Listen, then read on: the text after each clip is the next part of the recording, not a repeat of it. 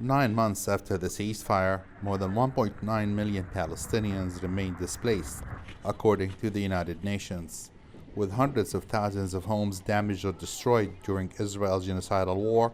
Many families have nowhere safe to return to. For them, the choice is becoming increasingly difficult: remain in overcrowded displacement areas or move into buildings that may not be safe enough to live in. Mohammed Hellis is one of them, a father searching for a place where his children can feel secure, while trying to rebuild some sense of normal life amid continued uncertainty. There is nowhere left for people to go. The available spaces are limited to tent areas, while buildings are almost non-existent.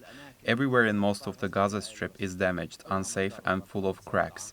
It is extremely difficult to find a place to live because those people still inside are all concentrated in the limited remaining area.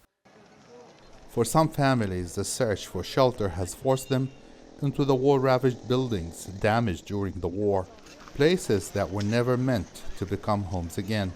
This building is severely damaged and leaning at a dangerous angle. But despite the risks, it has become a shelter for at least 8 displaced families, including Anas Abu Ras and his family. My son was living in this house, and he told me to come and stay with him. I came here, cleaned the place, and moved in with him because we arrived from the south without money, without tents, or anything else. We decided to stay here until our situation improves. It's been 7 months. We are still here. The situation is very difficult and extremely dangerous, but it is still better than living in a tent. For families who have lost their homes during the war, finding shelter has become a daily struggle.